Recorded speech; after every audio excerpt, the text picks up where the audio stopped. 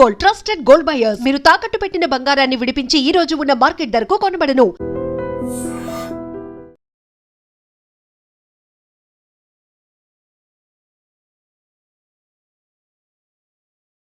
నమస్తే, welcome to I dream talking point with Kavitha. సాధారణంగా జూన్లో కురవాల్సినటువంటి వర్షాలు ఈసారి ఉండకపోవచ్చు. దానికి ప్రధానమైనటువంటి కారణం ఎల్ నినో అనేది భారతదేశంలో ప్రవేశించింది అనేటువంటి మాట ఇప్పుడు వాతావరణ శాస్త్రవేత్తలు చెప్తున్నారు. అది కాస్త సూపర్ ఎల్ నినోగా మారొచ్చు అనేటువంటి అంచనాలు కూడా ఉన్నాయి. సూపర్ ఎల్ నినో అనేది పసిఫిక్ మహాసముద్ర ఉపరితల జలాలు సాధారణం కంటే అత్యంత తీవ్రంగా, అంటే 2 డిగ్రీల సెల్సియస్ లేకుంటే అంతకంటే ఎక్కువగా వేడెక్కడం వల్ల ఏర్పడే ఒక అసాధారణ వాతావరణ పరిణామం. జూన్ 2026 నాటి తాజా అంతర్జాతీయ నివేదికల ప్రకారం శాస్త్రవేత్తలు భూమి ఒక శక్తివంతమైన ఎల్ నినో దశలోకి అధికారికంగా ప్రవేశించినట్టుగా ధృవీకరించారు. ఈ ఏడాది చివరి నాటికి, అంటే నవంబర్ 2026 నుంచి జనవరి 2027 మధ్య ఇది రికార్డ్ స్థాయిలో సూపర్ ఎల్ నినోగా మారడానికి 63% అవకాశాలున్నాయని, దీని తీవ్రత వల్ల 2027 సంవత్సరం చరిత్రలోనే అత్యంత వేడి సంవత్సరంగా మారవచ్చని వాతావరణ నిపుణులు హెచ్చరిస్తున్నారు.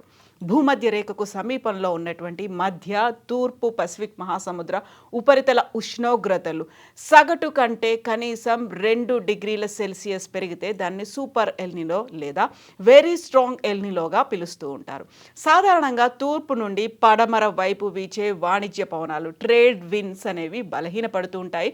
దీనివల్ల వెచ్చని నీరు పసిఫిక్ తూర్పు తీరానికంటే దక్షిణ అమెరికా వైపు విస్తరిస్తుంది. ఆధునిక వాతావరణ రికార్డుల ప్రకారం ఇప్పటి వరకు కేవలం 5 సూపర్ ఎల్ నినో సంఘటనలు మాత్రమే చరిత్రలో నమోదయ్యాయి. వీటిలో చివరిది 2015-16లో సంభవించింది. ఇక ఎల్ నినో ప్రభావం వల్ల భారతదేశంలో నైరుతి ఋతుపవనాలు బలహీనపడతాయి.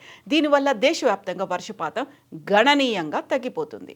వాస్తవానికి 2026 జూన్లో సముద్ర ఉపరితల ఉష్ణోగ్రతలు ఈ పరిమితిని దాటేశాయని ఇండియన్ మెట్రలాజికల్ డిపార్ట్మెంట్ తన బులెటిన్లో పేర్కొంది. ఈ వాతావరణ మార్పును కొలిచే నీనో 3.4 ఇండెక్స్ 3 నెలల సగటు ఉష్ణోగ్రత 0.05 సెంటీగ్రేడ్స్ కంటే పైకి రికార్డ్ అయిందని తెలిపింది. ఇది ఎల్ నినో ప్రారంభానికి సంకేతమని స్పష్టం చేస్తోంది. అంతేకాదు, సముద్ర పైభాగంలోనే కాకుండా లోపలి పొరల్లోనూ ఉష్ణోగ్రతలు ఎక్కువగా ఉన్నాయని, రానున్న నెలల్లో ఈ వేడి నీరు పైకి వచ్చి ఎల్ నినోను మరింత బలోపేతం చేస్తుందని ఐఎండీ గుర్తించింది.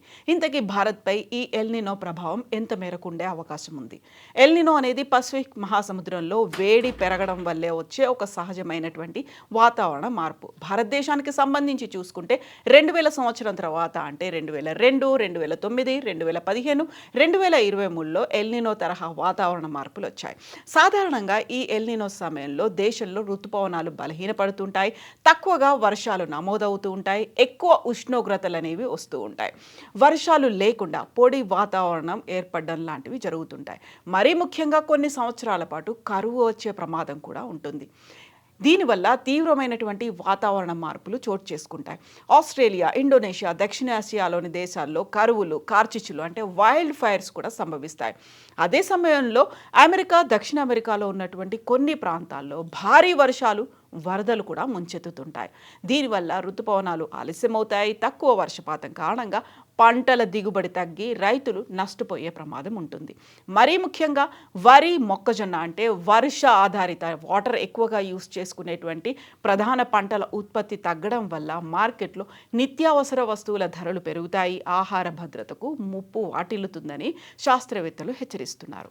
ఈ ఏడాది ప్రపంచ దేశాల్ని కలవరపెడుతున్నటువంటి ఎల్ నినో పరిస్థితులు పసిఫిక్ మహాసముద్రంలో ప్రారంభమైనట్టుగా America National Oceanic and Atmospheric Administration announce చేసింది. ఇవి త్వరలో అత్యంత తీవ్ర స్థాయికి చేరుకునే అవకాశం ఉందని శాస్త్రవేత్తలు హెచ్చరిస్తున్నారు. ఈసారి వస్తున్నటువంటి ఎల్ నినో శతాబ్దంలోనే అత్యంత బలమైందిగా ఉంటుందని, దీన్ని సూపర్ ఎల్ నినోగా పిలుస్తున్నామని వాళ్ళు చెప్తున్నారు.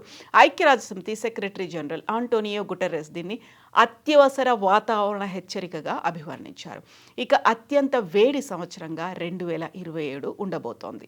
ఎల్ నినో అనేది భూమధ్య రేఖ సమీపంలో పసిఫిక్ మహాసముద్ర ఉపరితల జలాలు అసాధారణంగా వేడెక్కడం వల్ల జరిగేటువంటి పరిణామం. ఇది ప్రపంచవ్యాప్తంగా వర్షపాతాన్ని, ఉష్ణోగ్రతలను తీవ్రంగా ప్రభావితం చేస్తుంది. 2026-27 శీతాకాలంలో దీని ప్రభావం ఉత్తరార్ధగోళంపై ఎక్కువగా ఉండే అవకాశం ఉంది.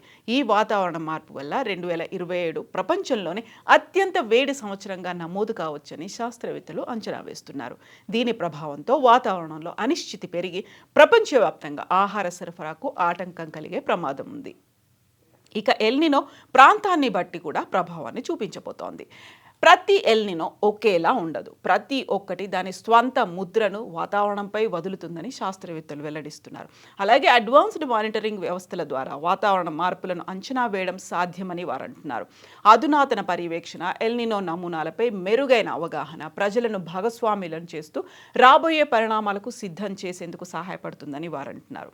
ఎల్నినో ప్రభావం ప్రాంతాలను బట్టి మారుతూ ఉంటుంది. ఇది అట్లాంటిక్ ప్రాంతంలో హరికేన్ల తీవ్రతను తగ్గిస్తుంటే పసిఫిక్ ప్రాంతంలో ముప్పును పెంచే అవకాశం ఉంది.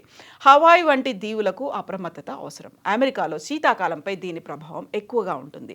దక్షిణ అమెరికాలోని కొన్ని ప్రాంతాల్లో భారీ వర్షాలు, వరదలు వచ్చే అవకాశం ఉంది. ఆఫ్రికాలో కరువు, వరదల మిశ్రమ ప్రభావం ఉండొచ్చని వారు హెచ్చరిస్తున్నారు. ఇక భారత్పై ప్రభావం ఉంటుంది. ఆహార భద్రతకు సంబంధించి బోల్డ్ అని అనుమానాలు కూడా వ్యక్తమవుతున్నాయి. ఈ ఎల్నినో కారణంగా తలెత్తే వాతావరణ మార్పులు ప్రపంచ ఆహార సరఫరాను దెబ్బతీసే అవకాశం ఉందని అంచనా వేస్తున్నారు శాస్త్రవేత్తలు. ముఖ్యంగా మొక్కజొన్న, వరి పంటలు దెబ్బతినే ప్రమాదం ఉందని నిపుణులు హెచ్చరిస్తున్నారు. ఇది భారత్, ఇండోనేషియా, బ్రెజిల్పై ఎక్కువగా ప్రభావం చూపుతుందని అంచనా. భారత్లో ఎల్నినో కారణంగా వేడి గాలులు తీవ్రమయ్యే అవకాశం ఉంది. గతంలో 2015-16 నాటి సూపర్ ఎల్నినో సమయంలో దేశంలో సగటు వర్షపాతంలో కేవలం 86% మాత్రమే నమోదైంది. కేవలం ఎల్నినో మాత్రమే కాకుండా ఇతర వాతావరణ కారకాలు కూడా దేశీయ ఋతుపవనాలను ప్రభావితం చేస్తాయని పరిశోధకులు పేర్కొంటున్నారు. ఒక రకంగా ఇది అతివృష్టి, అనావృష్టి రూపంలో ఎల్నినో చూపించే అవకాశం ఉంది. ప్రపంచవ్యాప్తంగా కూడా ఒకవైపు విపరీతమైనటువంటి వర్షాలు పడితే ఇంకొక వైపు అసలు వర్షపాతం అనేది నమోదు కాదు. అందులో కూడా కేవలం 60% మాత్రమే మన దగ్గర వర్షపాతం నమోదయ్యే అవకాశం ఉందని శాస్త్రవేత్తలు అయితే హెచ్చరిస్తున్నారు. ఈ నేపథ్యంలోనే ఆహార భద్రత, అందులోనూ వర్ష ఆధారితంగా వాటర్ని ఎక్కువగా యూజ్ చేసుకునేటువంటి పంటలను పండించకుండా ఉంటే బెటర్ అనేటువంటి ఒక సూచనను కూడా రైతులకు అందజేస్తున్నారు. అందులోనూ వరి ఎక్కువగా వాటర్ని యూజ్ చేసుకుంటుంది కాబట్టి దాన్ని అవాయిడ్ చేస్తూ ఆల్టర్నేట్ పంటల వైపు వెళ్లాల్సిన అవసరం ఉంది అనేటువంటి మాట. బట్ వర్షాలు అనేవి తగ్గిపోయాయి, వర్షపాతం సగటున తక్కువగా నమోదవుతుంది అంటే భూగర్భ నీటి మీద కూడా అది ఎఫెక్ట్ ఉండే అవకాశం ఉంది అనేటువంటి మాటలు కూడా వినిపిస్తున్నాయి. సో ఎల్నినో కాస్త సూపర్ ఎల్నినోగా మారబోతోంది, మన మీద ఇంపాక్ట్ ఉండబోతోంది అంటే జాగ్రత్త పడాల్సినటువంటి అవసరం ఉంది. వర్షాలు మాత్రం ఈసారి చాలా తక్కువగా నమోదవుతున్నాయి. సో ఓవరాల్గా ఎల్నినోకి సంబంధించి మనం ఎలాంటి జాగ్రత్తలు తీసుకోవాలని మీరు భావిస్తున్నారో కామెంట్స్ రూపంలో తెలియజేయండి.